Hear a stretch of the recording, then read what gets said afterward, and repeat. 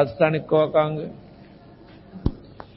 कबीर जीव बिलंबा जीव सो अलख न लखिया जाए, गोविंद मिले न जल बुझे ये रही बुझा बुझाए। कबीरिया उदर के कारणे जगिया चो निसिया में, स्वामी पणा जो सिर चढ़ो सरयो न एको काम। कबीर बंटा टोकनी लिया फिर शोभाय, राम नाम चिन्ह नहीं पीतल ही के चाय। कबीर कल का स्वामी लोभिया मनसा धरी बधाय, देव पैसा ब्याज को फिर लेखा करता जावे। कबीर कलयुग आहिया मुनिवर मिले न कोये, भाई लोभी लालची मस्करा उनका आदर होवे। कबीर चार वेद पंडित पढ़ा अरसे किया न हेत, ये बाल कबीरा ले गया पंडित ढूंढे खेत। कबीर साकट सन का जेवड़ा, विज्ञात कर डावे। दो अक्षर गुरु बाहेरा ये बंधा जमपुर जावे। कबीर साकट तैं सुकर भला सोचा राखे गांव, बूढ़ा सा कुट बापड़ा बैठ सुवर्णी नावे।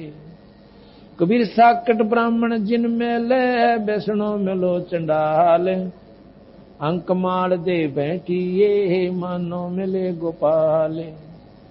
कबीर पाड़ोसी से रूसना तिल तिल सुख की आन, पंडित हुए शराबी और पानी पीवे छान। कबीर व्यास कथा कहें भीतर वेद नाही, औरों को प्रमोदता ये गए मोर कमाई। कबीर चतुराई सुवे पड़ी सोए पिंजर माही, फिर प्रमोद आन को अपन समझ नाही। कबीर रास पराही राखता खाया घर का खेत, औरों को प्रमोदता मुंडे पड़ गया रेत। कबीर कह पीर को तू समझाव सबको, ये संसा पड़ेगा आपको तो और कहीं क्या होए। कबीर तारा मंडल बैठ के ये चांद बढ़ाई खावे, उदय भया जब सूरज का स्यों तारा छिप जावे। कबीर देखन के सबको भले जैसे शीत के कोटे, रवि के उदय ना दिसे ही और बंधे न जल की पोटे। कबीर सुनत सुनावत दिन गए उलझन सुलझा मन, कह कबीर चेत्या नहीं अजहूं पहला दिन। कबीर तीर्थ कर कर जगमोया उड़े पानी नहाए, रामई राम ना जप्या ये काल घसीटे जाए। गरीब गंगा काठे घर करे पीवे निर्मल नीर, मुक्ति नहीं हरि नाम बिना यो कह साहिब कबीर। कबीर इस संसार को समझाऊं के बारे, पूछ जो पकड़े बेड़ की उतरा चावे पारे। कबीर पद गाया मन हर्षिया साखी कहा आनंद, सो तत नाम न जानिया गल में पड़ गया फंद। कबीर मन फूला फिरे करता हूं रधर्म, करोड़ कर्म सिर ले चला चेतना देखे ब्रह्म। कबीर कथनी कथी तो क्या भया जे करनी ना ठहराए, कलाबूत के कोट जो देखत ही दे जाए। कबीर करता दिखे कीर्तन ऊंचा कर कर तूड़े, ये जाने बूझे कुछ नहीं यो ही आधा रूंडे। कबीर करता दिसे कीर्तन ऊंचा कर कर तूड़े, जाने बूझे कछु नहीं यो ही आधा रूंड।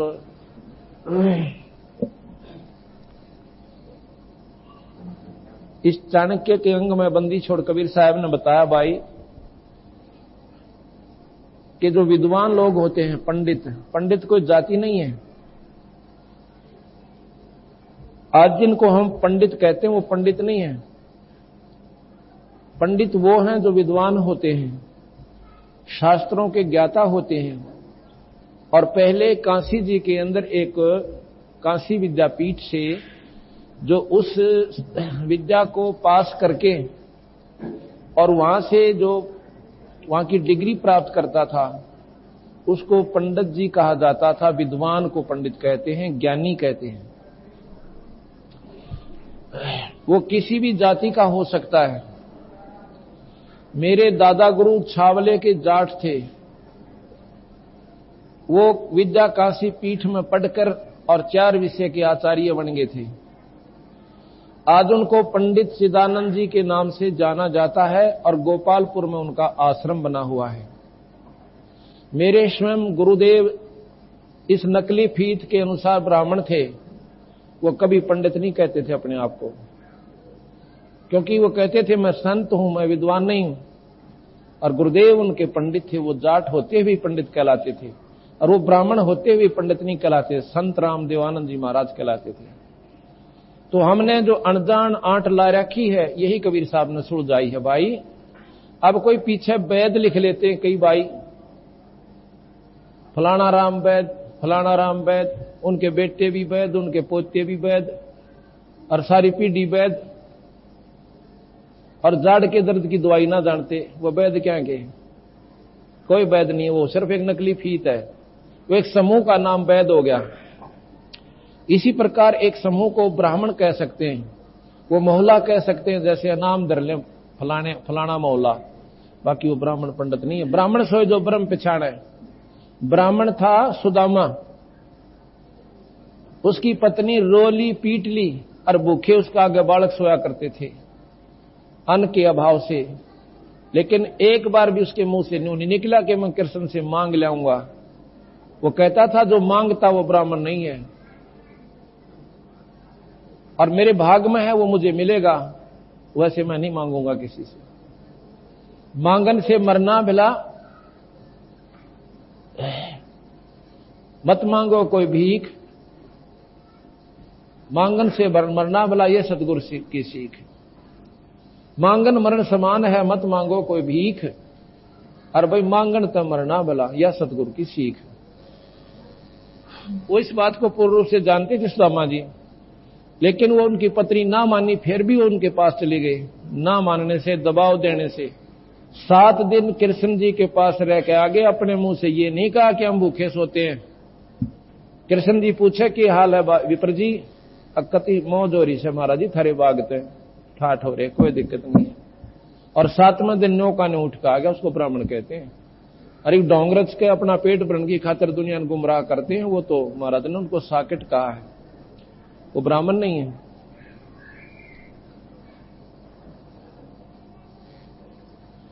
फिर क्या बताया कि चतुराई सुअ पड़ी ओहे पिंजर माही, और फिर प्रमोद आन को पर आप समझे नहीं। एक समय की बात है, एक तोते को पंजरे में बंद कर रखा था, पिंजरे में, और उसको बेचने के लिए कोई जा रहा था। एक संत ने दया आगी कि ये बेचारा पक्षी, इसकी उम्र भी बहुत होती है तोते की, और सारी उम्र इस पिंजरे में बंद रहेगा, ये जंगल में घूमने वाला प्राणी। और देख अपने लालचवश 2 दाने घेरे होंगे इस पारदी ने, और उनको खाने के लिए जाल में फंस गया लोभ में, और सारी उम्र का दुख मोल ले लिया। उसने दया आई कि इसको छुड़वा देता हूं, मोल ले लेता हूं पिंजरे को और छोड़ दूंगा, और इसको पढ़ा दूंगा कि सभी तोतों को बता देना, सभी सुओं को जाके समझा देना कि ऐसा कोई पारदी आवे, दाना डाले, उसको खाना नहीं। तुमने मेवा की कमी है यहां पर बाग में, लेकिन वो लालच नीच नकीब है इन फौजा माही। महाराज की लालच नीच है ना, बेरा कित डबो दे इस इंसान ने। करोड़पति मन माने 10 रुपया बजात दे दे, ऐसा कसूता काम है इस काल मन का। तो वो कहने लगा, भाई तोता बेचने वाले कैसे देता है? कि 5 रुपए में पिंजरा और तोता दोनों, अगले 5 रुपए और दे दे। लाकर उस तोते से पूछा, रहा भले पुरुष, भले भगत, तुम क्यों कर फंसा इस कैद में? कहने लगा, जी मेरी बुद्धि भ्रष्ट होगी। अच्छी मेवा खाता था, जंगल में घूमा करता था, मनमाने फलों को चाक चाक कर खाता था, और इन्होंने एक ऐसा दाना डाला, उसको खान के लालच में मैं जाल में फंस गया। कहने लगा, मैं तुझे छोड़ दूं तो आगे गलती नहीं करेगा? अगर नहीं करूं जी कती भी। और एक काम और करना, सभी को जाके समझा देना कि पारदी आवेगा, जाल बिछावेगा और दाना डालेगा, और तुम खाओगे नहीं तो फंसोगे नहीं। अगर जी ठीक सर। उसको खूब रटा दिया। जब तोता बढ़िया सुनाने लग गया ना बार बार इसको बोल बोल के, उस दिन उसको छोड़ दिया। वो फुर्र देसी उड़ के और बाग में आ गया। सभी पक्षी कहने लगे, तू कैसे आ गया भाई बच के? कि ऐसे ऐसे गुरुदेव की मेहर हुई, उन्होंने मुझे एक मंत्र भी बताया है, और आगे नहीं फंसू मैं, और तुम भी चौकस रहना। सबको वो दोहा उठा दिया कि पारदी आएगा, जाल बिछाएगा, दाना डालेगा। हम दाना नहीं खाएंगे तो जाल में नहीं फंसेंगे। सारे तोते बैठ कर सामने आरती करें, को 100 बार दरवा दे उनको, और फिर वो दिन में भी मंडे रहे, पारदी आएगा, दाना डालेगा, जाल बिछाएगा, हम नहीं खाएंगे तो जाल में नहीं फंसेंगे। एक दिन एक शिकारी जाता है तोते पकड़ने के लिए।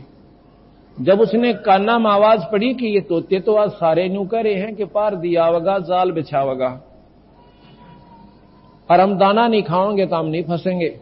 उन्हें सोचा ये तो किसी ने पढ़ा दिए भाई। आज तो 15 किलोमीटर पैदल चल के आया, और या तो मेरी निष्फल गई यात्रा, एक भी ना फंसे। फिर उन्हें सोचा चल आया है ना, जाल तो बिछा, ये ना तो कोई और पक्षी फंसेगा, खाली तक के जाऊंगा। उसने जाल बिछा दिया दाने डालकर। अब सबसे पहले जो मेरे जैसा जो घना बोलिया करता, चौधरी पाक रहा था, उनका प्रधान हो रहा था, वो गाता यही शब्द, पारदी आवेगा, जाल बिछावेगा, दाना डालेगा, हम खाएंगे नहीं तो फंसेंगे। क्यों? सबसे पहले वो ही गया, और इसी शब्द को गाता हुआ। उसकी देखा देखी वो पीछे क्यों रहे थे, वो उस गेल वो पहुंच गए। सारे के सारे साथी सब कह रहे हैं कि पारदी आएगा, दाना डालेगा, जाल बिछाएगा, हम खाएंगे नहीं तो फंसेंगे क्यों। शिकारी ने सोचा तो बोली बूझ रट रट रहे हैं, इनका पल्ला कुछ नहीं। उन्हें ठह डोरी खींची, सारे जाल कम है, और गेर का कंधे पर चाल पड़ा। अब उसके अंदर पड़े पड़े भी यही शब्द गा रहे हैं वो, पारदी आवेगा, जाल बिछावेगा, दाना डालेगा, हम खाएंगे नहीं तो हम फंसेंगे नहीं। मूर्खन को पूछने वाला हो कि कैद में फंसे पड़े और गीत वो गाने लग रहे। इसलिए कहते हैं कि चतुराई सुआ पड़ी और ओ भी पिंजर माही, औरों को प्रमोदता पर आप समझे नहीं। तो इस प्रकार जैसे कथा थी, एक समय एक विद्वान किसी दिन किसी कार्यवश शहर में जाना पड़ गया गांव से, और 2 किलोमीटर स्टेशन पड़ता था, 2-3 मील पे। सुबह जल्दी उठ के नहा धो के अपने साथी को लेकर और रेल पकड़ने के लिए, गाड़ी में बैठने के लिए स्टेशन पर आ जाता है। ऐसे समय पर पहुंचे कि गाड़ी की टिकट ही ले पाए थे, गाड़ी आ गई। गाड़ी में चढ़ गए, गाड़ी का डिब्बा खचाखच भरा हुआ था। तो उसने कहा, जब गाड़ी चल पड़ी, जो बैठे हुए यात्री थे उनसे कहा कि जरा मुझे बैठने का जगह दे दो। वो कहने लगे, क्यों भाई बीमार है तू? अगर नहीं तो फिर खड़ा रह। तो और भी तो खड़े हैं, तो भी खड़ा रहे। अब ऐसी बात नहीं है, मैं रोजाना पाठ करता हूं रामायण का, आज मुझे जल्दी आना पड़ गया, इस करके मैं पाठ नहीं करने पाया। मैं चाहता हूं कि यहां बैठकर 2 मिनट पाठ कर लूं, एक 20 मिनट का पाठ है, कृपा कर दो। अगले भाई फिर तो बैठ जा, हम भी सुनेंगे। आओ जी महात्मा जी बैठो। वो महापुरुष बैठ जाते हैं, उनके नीचे श्रद्धा से चद्दर बिछा दी एक भक्त ने। क्यों? श्रद्धालु लोग बहुत होते हैं। तो बैठ जाता है मेरे जैसा वो, और बैठ के फिर कथा सुनाता है। कहते हैं, भाई आज बहुत बढ़िया प्रसंग आया हुआ है, सुनो ध्यान से। क्या कि जब भगवान राम को माता कैकेयी ने दसोटा दे दिया, दिलवा दिया, और भगवान राम जा रहे हैं जंगल में, भरत आ जाता है, अपनी मां से कहता, मां तूने गलती करी, भैया को ऐसा नहीं करना चाहिए था। जाकर के भगवान राम के पास चरणों में गिर जाता भरत, कहता भैया मां की गलती को माफ कर दो, अनजान थी वह तो। और वो नो कह रही है मेरी तो बुद्धि भ्रष्ट होगी भाई भरत, बेशक अपने भाई ने वापस लिया, मेरे से गलती होगी। कहने लगा भैया वापस तो मैं नहीं जा सकता क्योंकि ये पिता के वचन है।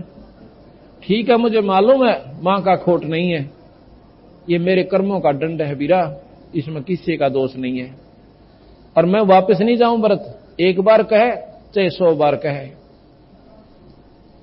तो कहने लगा एक कृपा कर दो, अपनी खड़ाऊं दे दो, खड़ाऊं ले जा, इनको राजगद्दी पर रख कर इनका हुक्म मान के और मैं राज क्या करूंगा, जब आप वापस आ जाओगे आपका राज सौंप दूंगा। तो ऐसे भरत ने आकर के ऐसा ही राज किया, और भैया जब वापस आ गए ना भगवान राम, आते ही राज दे दिया। भाई हो तो ऐसा हो, ऐसा कह के उसने अपनी कथा समापन कर दी। सभी ने कहा वाह जी वाह, वाह जी महात्मा जी, आपने तो कमाल कर दिया महापुरुषो, ओहो भाई क्या बात कही, कथा के आज तो आनंद आ गया। एक भक्त ने प्रार्थना करी कि महापुरुषो आज हमारे घर चलो, यही रास्ते में आता है वहीं उतर लो। कहने लगा नहीं आज नहीं जा सकता। ना जी चलो, आज तो जरूर चलना पड़ेगा। नहीं आज नहीं जाऊंगा मैं, आज मुझे जरूरी काम है। संतों को क्या जरूरी होता है भगवान से ज्यादा? न बोला तुझे नहीं मालूम। उसका साथी जो था उसके साथ वो कहने लगा मैं बताऊं ये क्यों नहीं जा रहा? अगां जी बताओ। इसने अपने भाई पर मुकदमा कर रखा है, अपने भैया पर इसने स्वयं सगे भाई पर मुकदमा कर रखा है। वो भी क्या पे? एक कुरडी के खड्डे पे, जो सारा 20 गज जगह कोना, और मैं इसका गवाह हूं। अब कबीर साहब कहते हैं इस कथा के करने वाले नकम्मे आदमी से पूछे, दुनिया न तो बंडावे और अपने ऊपर असर नहीं, उधर से कह भाई होता ऐसा जिसने राज भी वापस दे दिया और स्वयं भाई पर मुकदमा कर रखा। इनके लिए बंदी छोड़ कहते हैं कि व्यास कथा कहें और भीतर वेद नाही, ये व्यास जी द्वारा लिखी गई कथाओं को कहते हैं, पढ़ते हैं और भाई अंदर जान नहीं देते, उस पर अमल करते नहीं, तो स्वयं भी नरक में और औरों पर असर हो क्या उसका। यहां कहा कि रास पराई राखता खाया घर का खेत, भाई औरों को प्रमोदता फिर मुंडा पड़ गया रेत। तारा मंडल बैठकर ये चांद बड़ाई खा, उदय भया जब सूरज का वही सो तारा छिप जा।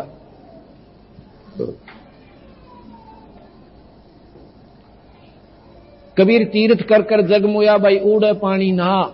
अब तीर्थ में क्या होता है? एक तालाब हो सा लंबा चौड़ा, 2-4 मंदिर बने हुए होते हैं और 5-4 घाट, और उसमें स्नान करके ये प्राणी अपनी मुक्ति चाहता है।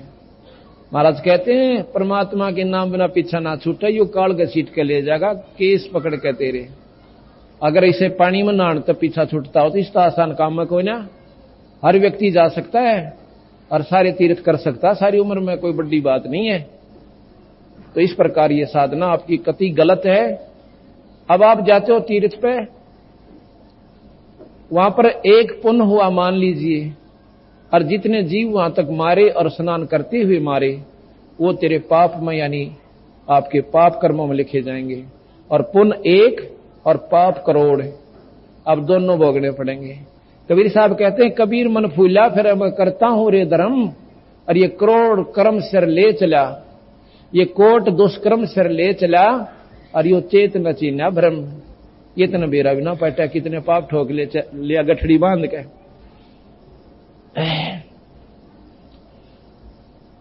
कबीर तीरथ कर कर जगमोया, उड़े पानी नहाए, राम राम ना जप्या काल घसीट जाए। कबीर काशी काठे घर करें, कबीर गंगा काठे घर करें और पीवे निर्मल नीर। भाई मुक्ति नहीं हरि नाम बिना न्यू कह रहे साहिब कबीर। नाम के बिना जीव छुटकारा नहीं है, चाहे गंगा के किनारा मकान बना कर रह लो। गंगा का कार्य है, पवित्र जल है, सभी से उत्तम जल है इस वर्ल्ड का, इस संसार में सबसे निर्मल और स्वच्छ जल है। लेकिन जल जल का ही कार्य करेगा, ना कि मुक्ति का। ऐसा लिखा है शास्त्रों में, शिव पुराण में, कि जब गंगा ने नीचे आना पड़ा मृत मंडल में, वो भगवान विष्णु के सामने रोती है, कहने लगे भगवान मैं जाऊं कैसे? उसमें पापी लोग नहाया करेंगे मेरे में और मैं पापनी हो जाएंगी।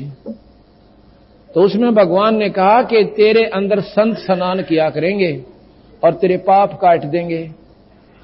जब गंगा स्वयं संतों से पाप कटवाती है तो बंदी छोड़ कबीर साहब यही कहते हैं कि संत रूपी गंगा के पास जाकर उसमें गोते ला ले।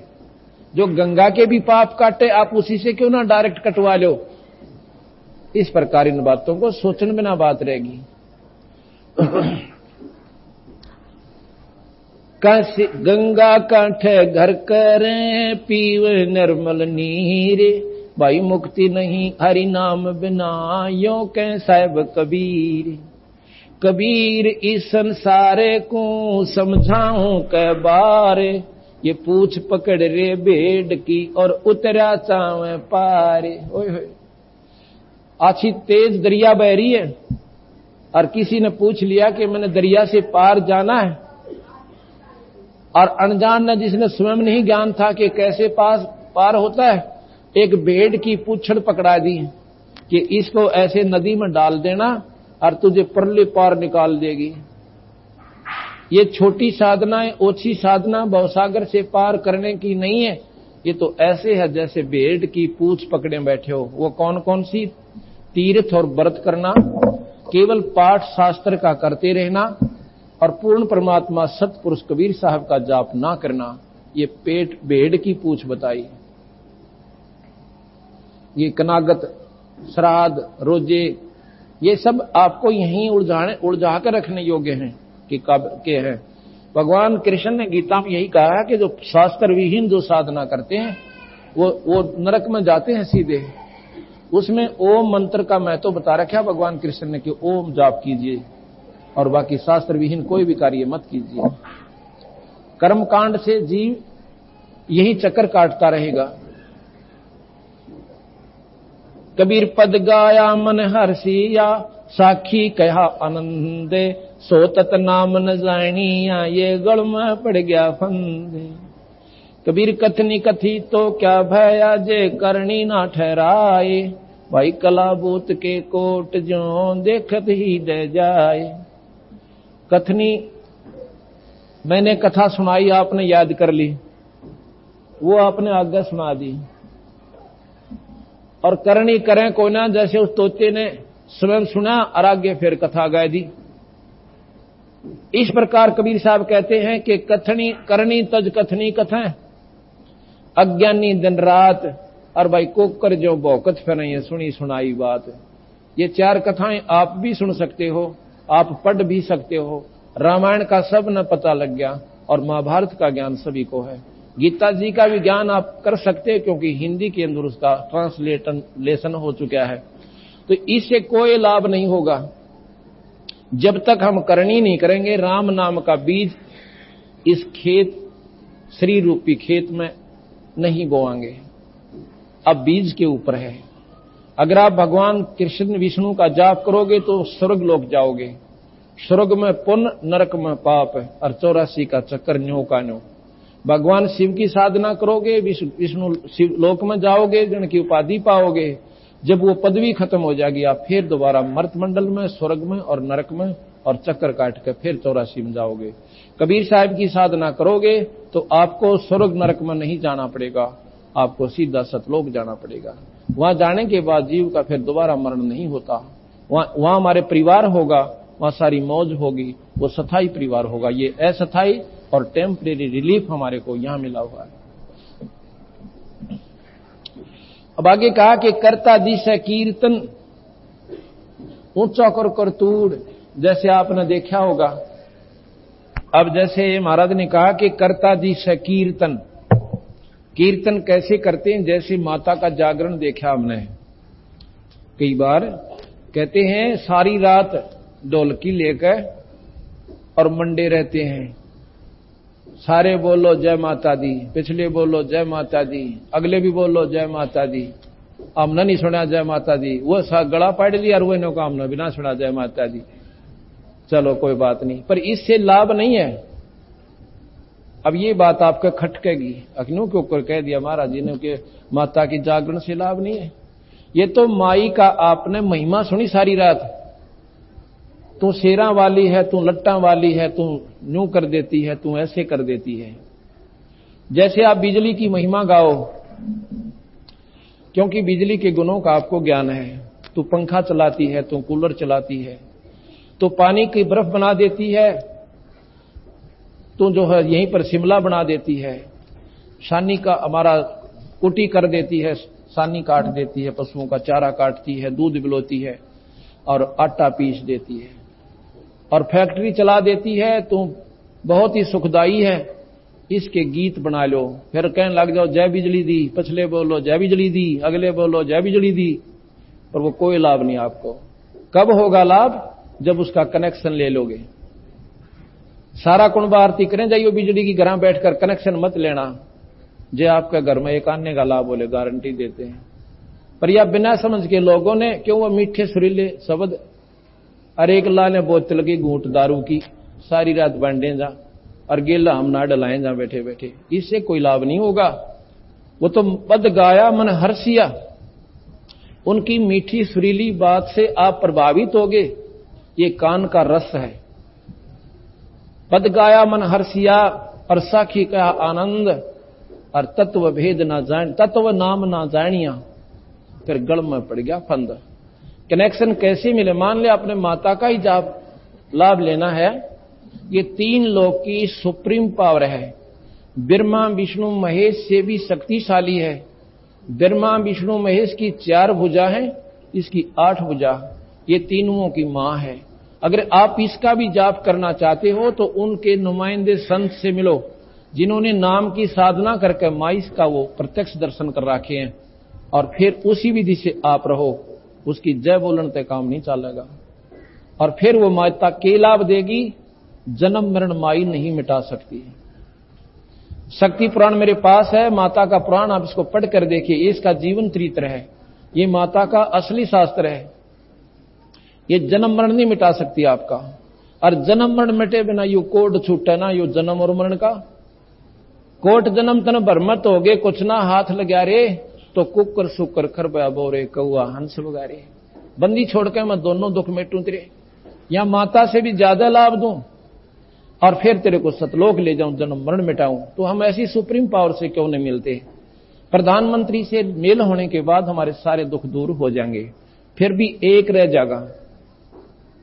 जैसे परब्रह्म हमारे को बहुत सुख दे सकता है, लेकिन पूर्ण ब्रह्म हमारे को पूर्ण सुख दे सकता है। जैसे राष्ट्रपति के पास पावर है, वो फांसी की सजा को माफ कर सकते हैं, और बिना बूझे कर सकते हैं, हजारों की कर सकते हैं, उनको कोई न्यू नहीं कह सकता इन्होंने गलत कर दिया, कोई उनके पास ऊपर मुकदमा नहीं है, उनके ऊपर कोई अपील नहीं है। इसी प्रकार पूर्ण परमात्मा सत्पुरुष अनंत कोट ब्रह्मांड के भगवान की साधना करने वाले प्राणी को वो सर्व सुख देकर और सतलोक भी ले जाएंगे। ये हमारे कर्म भी काट सकते हैं, अन्य